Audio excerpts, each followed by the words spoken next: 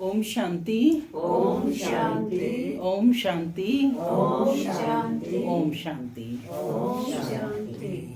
आज 19 दिसंबर 2024।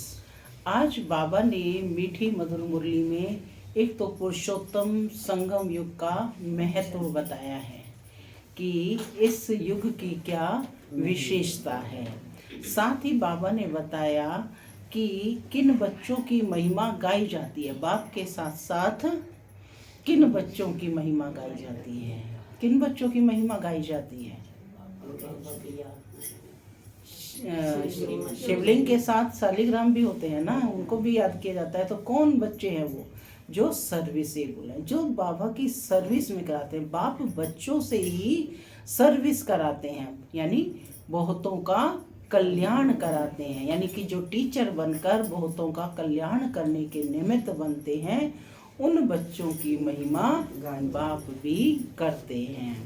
तो बाबा कहते हैं कि हमें क्या देना है, सब आत्माओं को संदेश देना है। जैसे अभी 21-22 तारीख में वकीलों का प्रोग्राम है, पीछे संतों का था, तो आपको बताया कि मंदिर के जो पुजारी हैं, संत हैं, साधु हैं, उन सब को दो। इसी तरह से इस 21 और 22 में वकीलों का, वकील हैं, जज हैं, जो भी आपके जानकारी में, उनको मैसेज दो।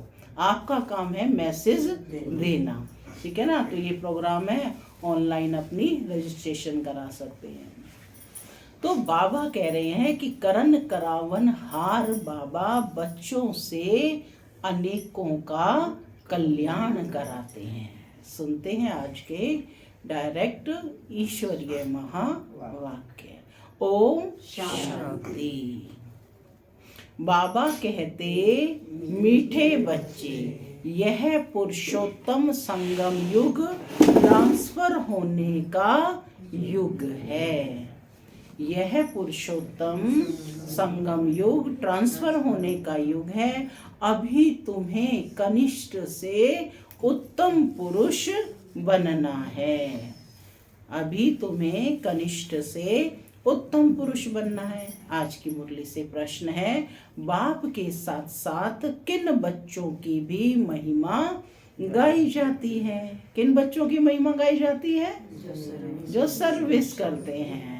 उत्तर है, जो टीचर बन बहुतों का कल्याण करने के निमित्त बनते हैं, उनकी महिमा भी बाप के साथ साथ गाई जाती है।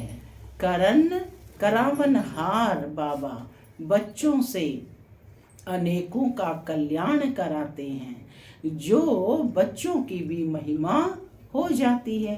कहते हैं, बाबा फलाने ने हमारे पर दया की, जो हम क्या से क्या बन गए। टीचर बनने बगैर आशीर्वाद मिल नहीं सकती। ओम शांति। मन में आत्मा शांत स्वरूप हूँ, शांति मेरा स्वधर्म है। बाबा कहते, अब घर वापस जाना है। ओम शांति।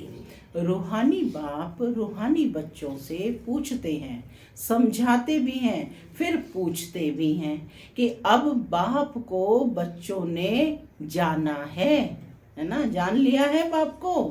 भल कोई सर्वव्यापी भी कहते हैं, परंतु उनके पहले बाप को पहचानना तो चाहिए ना कि बाप कौन है। पहचान कर फिर कहना चाहिए, बाप का निवास स्थान कहाँ है। कहाँ है बाप का निवास स्थान? परम धाम। बाप को जानते ही नहीं तो उनके निवास स्थान का कैसे पता पड़े। कह देते हैं, वह तो नाम रूप से न्यारा है। यह अभी तुम बच्चे जानते हो। बाप ने पहले पहले तो अपनी पहचान, कहते हैं कि मैं अपनी पहचान दी है कि फिर रहने का स्थान समझो। सबसे पहले बाप ने अपनी पहचान दी है और फिर रहने का स्थान समझाया जाता है। बाप कहते हैं, मैं तुमको इस रथ द्वारा पहचान देने आया हूँ। कौन से रथ द्वारा? ब्रह्मा के रथ द्वारा। मैं तुम सबका बाप हूँ जिसको परम पिता कहा जाता है। आत्मा को भी कोई नहीं जानते हैं। बाप का नाम रूप देश काल नहीं है तो बच्चों का फिर कहाँ से आए? विचारणीय प्रश्न है ना। जब बाप का नहीं है, कोई नाम नहीं है, रूप नहीं है, देश नहीं है, काल नहीं है, सर्वव्यापी कह दिया है, तो फिर बाबा पूछ रहे हैं कि फिर बच्चों का कहाँ से आया? बाप ही नाम रूप से न्यारा है तो बच्चे फिर कहाँ से आए? बच्चे हैं तो जरूर बाप भी है। सिद्ध होता है कि वह नाम रूप से न्यारा नहीं है। बच्चों का भी नाम रूप है, भल कितना भी सूक्ष्म हो। आकाश सूक्ष्म है तो भी नाम तो है ना। जैसे यह पोलार सूक्ष्म है वैसे बाप भी बहुत सूक्ष्म है। बच्चे वर्णन करते हैं वंडरफुल सितारा है जो इनमें प्रवेश करते हैं, जिसको आत्मा कहते हैं। बाप तो रहते ही हैं परम धाम में, वह है रहने का स्थान। ऊपर नजर जाती है ना, ऊपर अंगुली से इशारा कर याद करते हैं तो जरूर जिसको याद करते हैं कोई वस्तु होगी ना, कोई तो वस्तु। परम पिता परमात्मा कहते तो है ना, फिर भी नाम रूप से न्यारा कहना इसे अज्ञान कहा जाता है। बाप को जानना इसे ज्ञान कहा जाता है। यह भी तुम बच्चे समझते हो कि हम पहले अज्ञानी थे, बाप को नहीं जानते थे, अपने को भी नहीं जानते थे। जानते थे पहले? नहीं ना। अब समझते हो कि हम आत्मा है न कि शरीर। आत्मा को अविनाशी कहा जाता है तो जरूर कोई चीज है ना। अविनाशी कोई नाम नहीं, अविनाशी अर्थात आत्मा अविनाशी अर्थात जो विनाश को नहीं पाती तो जरूर कोई वस्तु है। बच्चों को अच्छी रीति समझाया जाता है कि मीठे मीठे बच्चों, जिनको बच्चे कहते हैं वह आत्माएं अविनाशी हैं। क्या कहा? जिनको बाप बच्चे कहते हैं वे आत्माएं अविनाशी हैं। अविनाशी यानी जो विनाश को नहीं पाती हैं। यह आत्माओं का बाप परम पिता परमात्मा बैठ समझाते हैं। यह खेल एक ही बार होता है, जबकि बाप आकर बच्चों को अपना परिचय देते हैं। क्या कहते हैं? कि मैं भी पार्टधारी हूँ। कैसे पार्ट बजाता हूँ यह भी अब तुम्हारी बुद्धि में है। पुरानी अर्थात पतित आत्माओं को नया पावन बनाते हैं तो फिर शरीर भी तुम्हारे वहाँ गुलगुल होते हैं। यह तो बुद्धि में है ना कि शरीर कैसे हो जाएंगे गुलगुल। अभी तुम बाबा कहते हो, यह पार्ट चल रहा है ना। आत्मा कहती है बाबा आया हुआ है हम बच्चों को शांति धाम घर ले जाने के लिए। शांति धाम के बाद है ही सुख धाम। शांति धाम के बाद दुख धाम हो ना सके। नई दुनिया में सुख, नई दुनिया को क्या कहा जाता है? सुख की दुनिया कहा जाता है ना। नई दुनिया में सुख ही कहा जाता है। यह देवी देवता अगर चैतन्य में हो और इनसे कोई पूछे कि आप कहाँ के रहने वाले हो तो कहेंगे हम स्वर्ग के रहने वाले हैं। अब यह जड़ मूर्ति तो कुछ कह नहीं सकती। तुम तो कह सकते हो ना कि हम असल में स्वर्ग में रहने वाले देवी देवताएं थे, फिर 84 का चक्कर लगाए, अब संगम पर आए हैं। यह ट्रांसफर होने का पुरुषोत्तम संगम युग है। क्या है संगम युग का महत्व? यह है ट्रांसफर होने का पुरुषोत्तम संगम युग है। जैसे एक क्लास से दूसरी क्लास में जाते हैं, एग्जाम देते हैं और फिर दूसरे में ट्रांसफर हो जाते हैं। तो बाबा भी कह रहे हैं यह ट्रांसफर होने का पुरुषोत्तम संगम युग है। बच्चे जानते हैं कि हम बहुत उत्तम पुरुष बनते हैं। हम हर 5000 वर्ष के बाद सतो प्रधान बनते हैं। सतो प्रधान भी नंबरवार कहेंगे ना, तो यह सारा पार्ट आत्मा को मिला हुआ है। ऐसे नहीं कहेंगे कि मनुष्य को पार्ट मिला हुआ है। अहम आत्मा को पार्ट मिला हुआ है। मैं आत्मा 84 जन्म लेती हूँ। हम आत्मा वारिस हैं। वारिस हमेशा मेल होते हैं, फीमेल नहीं। तो अभी तुम बच्चों को यह पक्का समझना है कि हम सब आत्माएं मेल हैं। सब आत्माएं क्या है? मेल हैं। चाहे वो स्त्री का शरीर है या पुरुष का, सब मेल हैं। क्यों मेल है? सबको बेहद के बाप से वर्षा मिलता है। हद के लौकिक बाप से सिर्फ बच्चों को वर्षा मिलता है, बच्ची को नहीं। ऐसे भी नहीं आत्मा सदैव फीमेल बनती है। बाप समझाते हैं तुम आत्मा कभी मेल का और कभी फीमेल का शरीर लेती हो। इस समय तुम सब मेल्स हो। सब आत्माओं को एक बाप से वर्षा मिलता है। सब बच्चे ही बच्चे हैं। सब का बाप एक है। बाप भी कहते हैं बच्चों तुम सब आत्माएं मेल्स हो, हमारे रूहानी बच्चे हो। फिर पार्ट बजाने के लिए मेल फीमेल दोनों चाहिए, तब तो मनुष्य सृष्टि की वृद्धि हो। इन बातों को तुम्हारे सिवाय कोई भी नहीं जानते हैं। भल कहते हैं कि हम सभी ब्रदर्स हैं, परंतु समझते नहीं हैं। अभी तुम कहते हो बाबा आपसे हमने अनेक बार वर्षा लिया है। आत्मा को ये पक्का हो जाता है। आत्मा बाप को जरूर याद करती है, ओ बाबा रहम करो, बाबा बाप आओ, हम आपके सब बच्चे बनेंगे। देह सहित देह के सब संबंध छोड़ हम आत्मा आपको ही याद करेंगे। बाप ने समझाया है कि अपने को आत्मा समझ मुझ बाप को याद करो। बाप से हम वर्षा कैसे पाते हैं? हर 5000 वर्ष बाद हम यह देवता कैसे बनते हैं, यह भी जानना चाहिए ना। स्वर्ग का वर्षा किससे मिलता है, यह अभी तुम समझते हो। बाप तो स्वर्गवासी नहीं है, बच्चों को बनाते हैं। बाप खुद नहीं आते स्वर्ग में, बच्चों को बनाते हैं। खुद तो नरक में ही आते हैं। तुम बाप को बुलाते भी नरक में हो, जबकि तुम तमो प्रधान बनते हो। यह तमो प्रधान दुनिया है ना। सतो प्रधान दुनिया थी। 5000 वर्ष पहले इनका राज्य था। इन बातों को, इस पढ़ाई को अभी तुम बच्चे ही जानते हो। यह है मनुष्य से देवता बनने की पढ़ाई। मनुष्य से देवता किए करत न लागी वार। बच्चा बना और वारिस बना। बाप कहते हैं तुम सब आत्माएं मेरे बच्चे हो, तुमको वर्षा देता हूँ। क्या मिलता है बाप से? सुख, शांति, पवित्रता और संपन्नता का वर्षा बाप से मिलता है। तुम भाई भाई हो।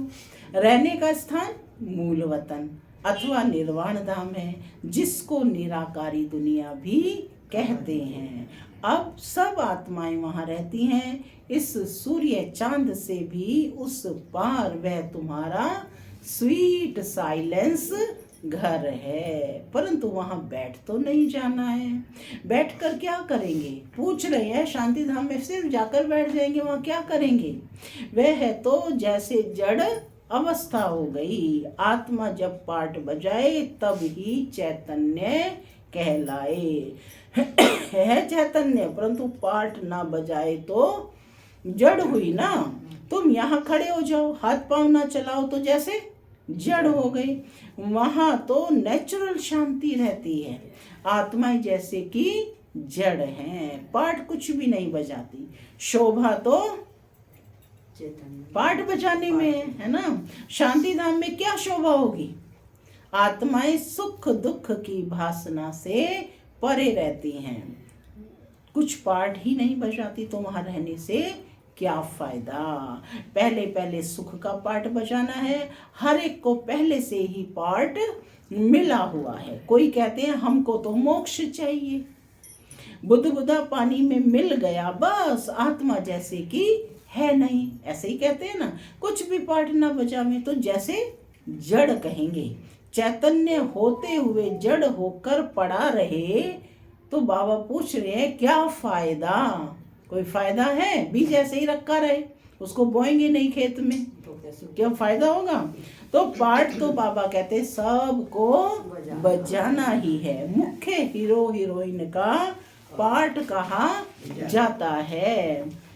तुम बच्चों को हीरो हीरोइन का टाइटल मिलता है। कौन बैठे हो? हीरो है ना। आत्मा यहाँ पार्ट बजाती है। पहले सुख का राज्य करती है, फिर रावण के राज्य में, दुख के राज्य में आती है। अब बाप कहते हैं तुम बच्चे सबको यह पैगाम दो। क्या कहा बाबा ने? सबको यह पैगाम दो। अंत का समय चल रहा है। आज बाबा ने सर्विस के लिए बहुत कहा है, टीचर बन औरों को समझाओ। जो टीचर नहीं बनते उनका पद कम होगा। टीचर बनने बगैर किसको आशीर्वाद कैसे मिलेगी। बाबा के सारे बच्चे कौन है? टीचर हैं ना, मास्टर टीचर। किसको पैसा देंगे तो उनको खुशी होगी ना। अंदर में समझते हैं कि हम बीके हमारे ऊपर बहुत दया करती हैं, जो हमको क्या से क्या बना देते हैं। यूं तो महिमा एक बाप की ही करते हैं। वह बाबा आप इन बच्चों द्वारा हमारा कितना कल्याण करते हो। माने जो आत्मा जिस आत्मा को संदेश देती है वो आत्मा उसको कितना धन्यवाद देती है बार बार कि इस आत्मा के कारण मेरा कल्याण हुआ। तो बाबा कहते हैं कोई द्वारा तो होता है ना, माने कोई तो निमित्त बनेगा ना आपको संदेश देने के। बाप करण करावनहार है, तुम्हारे द्वारा कराते हैं। बाप किसके द्वारा कराते हैं? बच्चों के द्वारा कराते हैं। तुम्हारा कल्याण होता है तो तुम फिर औरों को कलम लगाते हो। तुम्हारा कल्याण हुआ तो दूसरों को कलम लगाओ, दूसरों को बताओ, संदेश दो। जैसे आज संदेश दिया है ना, वो सुबह मुरली में आशा दीदी ने कि आसपास के जितने भी जो भी माताएं जिन वकीलों को जानती हैं तो उन तक संदेश पहुंचाएं कि शनिवार इतवार 21-22 को प्रोग्राम है वकीलों का, तो सभी वहाँ पर रजिस्ट्रेशन करा के पहुँचे। तो बाबा कहते कि जैसे जैसे जो सर्विस करते हैं उतना ऊंच पद पाते हैं। राजा बनना है तो प्रजा भी बनानी है। फिर जो अच्छे नंबर में आते हैं वह भी राजा बनते हैं। माला बनती है ना, अपने आप से पूछना चाहिए कि हम माला में कौन सा नंबर बनेंगे। 9 रत्न मुख्य है ना, बीच में है हीरा बनाने वाला। हीरे को बीच में रखते हैं, माला में ऊपर फूल भी है ना। अंत में तुमको पता पड़ेगा कौन से मुख्य दाने बनते हैं जो डिनाइस्टी में आएंगे, बड़े राजाई के घराने में आएंगे। पिछाड़ी में तुमको सब साक्षात्कार होगा जरूर। देखेंगे कैसे यह सब सजाएं खाते हैं। माने सजाओं के भी दृश्य तभी तो लिखे गए हैं। शुरू में दिव्य दृष्टि में तुम सूक्ष्म वतन में देखते थे, यह भी गुप्त है। आत्मा सजाएं कहाँ खाती है? आत्मा यह भी ड्रामा में पार्ट है। गर्भ जेल में सजाएं मिलती हैं। जेल में धर्मराज को देखते हैं, फिर कहते हैं बाहर निकालो। बीमारियां आदि होती हैं, वह भी कर्म का हिसाब किताब है ना। ये सब समझने की बातें हैं। बाप तो जरूर राइट ही सुनाएंगे ना। अभी तुम राइटियस बनते हो। राइटियस उनको कहा जाता है जो बाप से बहुत ताकत लेते हैं। तुम विश्व के मालिक बनते हो ना, कितनी ताकत रहती है। हंगामे आदि की कोई बात नहीं, ताकत कम है तो कितने हंगामे हो जाते हैं। तुम बच्चों को ताकत मिलती है आधा कल्प के लिए, फिर भी नंबरवार पुरुषार्थ अनुसार एक जैसी ताकत नहीं पा सकते हैं, न एक जैसा पद पा सकते हैं। यह भी पहले से नोंद है, ड्रामा में अनादि नोंद है। कोई पिछाड़ी में आते हैं, एक दो जन्म लिया और शरीर छोड़ा। जैसे दिवाली पर मच्छर होते हैं, रात को जन्म लेते हैं, सुबह को मर जाते हैं। वह तो अनगिनत होते हैं, मनुष्य की तो फिर भी गिनती होती है। पहले पहले जो आत्माएं आती हैं उनकी आयु कितनी बड़ी होती है? 150 वर्ष, है ना। तुम बच्चों को खुशी होनी चाहिए कि हम बहुत बड़ी आयु वाले बनेंगे।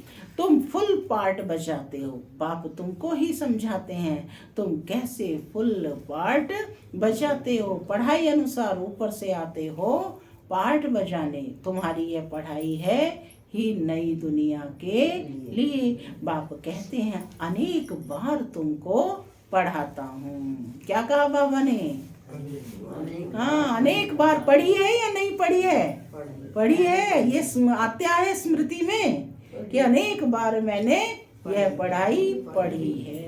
तो बाबा कहते कि अनेक बार मैं तुमको पढ़ाता हूँ, यह पढ़ाई अविनाशी हो जाती है। आधा कल्प तुम प्रारब्ध पाते हो।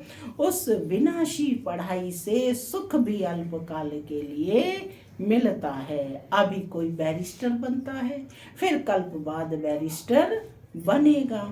यह भी तुम जानते हो, जो भी सबका पाठ है वही पाठ कल्प कल्प बचता रहेगा। देवता हो या शूद्र हो, हर एक का पाठ वही बचता है जो कल्प कल्प बचता है। उनमें कोई फर्क नहीं हो सकता। हर एक अपना पाठ बजाते रहते हैं। यह सारा बना बनाया खेल है। पूछते हैं पुरुषार्थ बड़ा या प्रारब्ध बड़ी? क्या चीज बड़ी है? पुरुषार्थ। अब पुरुषार्थ बगैर तो प्रारब्ध मिलती नहीं, पुरुषार्थ से प्रारब्ध मिलती है। ड्रामा अनुसार तो सारा बोझ ड्रामा पर आ जाता है। पुरुषार्थ कोई करते हैं और कोई नहीं करते। तो क्या कहते बाबा? कोई नहीं करते हैं, आते भी हैं फिर भी पुरुषार्थ नहीं करते। माने ज्ञान सुनने भी आते हैं लेकिन पुरुषार्थ नहीं करते तो प्रारब्ध नहीं मिलती। सारी दुनिया में जो भी एक की चलती है, सारा बना बनाया ड्रामा है। आत्मा में पहले से ही पाठ नोंधा हुआ है, आदि से अंत तक। जैसे तुम्हारी आत्मा में 84 का पार्ट है, हीरा भी बनती है तो कौड़ी जैसा भी बनती है। यह सब बातें तुम अभी सुनते हो। स्कूल में अगर कोई नापास हो पड़ता है तो कहेंगे यह बुद्धिहीन है, धारणा नहीं होती है। इसको कहा जाता है वैरायटी झाड़, वैरायटी फीचर्स। यह वैरायटी झाड़ का नॉलेज बाप ही समझाते हैं, कल्प वृक्ष भी समझाते हैं। बड़ के झाड़ का मिसाल भी इस पर है, उनकी शाखाएं बहुत फैलती हैं। बच्चे समझते हैं कि हमारी आत्मा अविनाशी है, शरीर तो विनाश हो जाएगा। आत्मा ही धारणा करती है, आत्मा 84 जन्म लेती है, शरीर तो बदलते जाते हैं। आत्मा वही है, आत्मा ही भिन्न भिन्न शरीर लेकर भिन्न भिन्न पार्ट बजाती है। ये नई बात है ना। तुम बच्चों को भी अभी यह समझ मिली है, कल्प पहले भी ऐसे समझा था। बाप आते ही हैं भारत में, तुम सबको पैगाम देते रहो। क्या कहा बाबा ने? तुम सबको पैगाम देते रहते हो। कोई भी ऐसा नहीं रहेगा जिसको पैगाम ना मिले।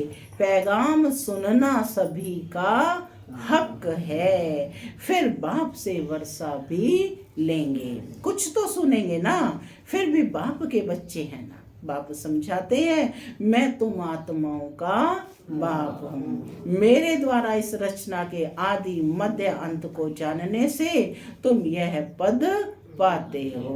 बाकी सब मुक्ति में चले जाते हैं। बाप तो सब की सदगति करते हैं, गाते हैं, अहो बाबा तेरी लीला। क्या लीला, कैसी लीला?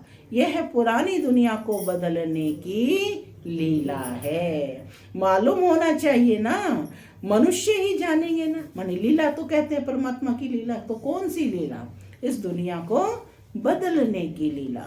बाप तुम बच्चों को ही आकर ये सब बातें समझाते हैं। बाप नॉलेजफुल है, तुमको भी नॉलेजफुल बनाते हैं।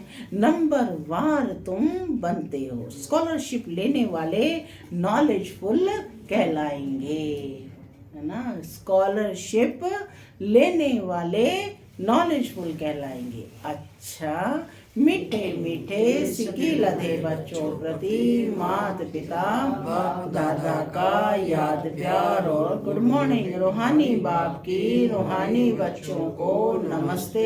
हम रूहानी बच्चों की रूहानी माता पिता बाप दादा को याद प्यार, गुड मॉर्निंग और नमस्ते। नमस्ते, सदा रहो हंसते, बनो फरिश्ते, चलो परम धाम। धारणा के लिए मुख्य सार पहला, सदा इसी स्मृति में रहना है कि हम आत्मा मेल हैं। हमें बाप से पूरा वर्षा लेना है। मनुष्य से देवता बनने की पढ़ाई पढ़नी और पढ़ानी है। दूसरा पॉइंट है, सारी दुनिया में जो भी एक्ट चलती है यह सब बना बनाया ड्रामा है। इसमें पुरुषार्थ और प्रारब्ध दोनों की नोंद है। पुरुषार्थ के बिना प्रारब्ध नहीं मिल सकती। इस बात को अच्छी तरह समझना है। आज का वरदान है, कोई भी सेवा सच्चे मन से व लगन से करने वाले सच्चे रूहानी सेवाधारी भव। कोई भी सेवा सच्चे मन से व लगन से करने वाले सच्चे रूहानी सेवाधारी भव। सेवा कोई भी हो, लेकिन वह सच्चे मन से लगन से की जाए तो उसकी 100 मार्क्स मिलती है। सेवा में चिड़चिड़ापन हो, चिड़चिड़ापन ना हो। सेवा काम उतारने के लिए ना की जाए। आपकी सेवा है ही बिगड़ी को बनाना, सबको सुख देना, आत्माओं को योग्य और योगी बनाना, अपकारियों पर उपकार करना, समय पर हर एक को साथ व सहयोग देना। ऐसी सेवा करने वाले ही सच्चे रूहानी सेवाधारी हैं। स्लोगन है, पवित्रता ही ब्राह्मण जीवन की नवीनता है, यही ज्ञान का फाउंडेशन है। पवित्रता ही ब्राह्मण जीवन की नवीनता है, यही ज्ञान का फाउंडेशन है। ओम शांति।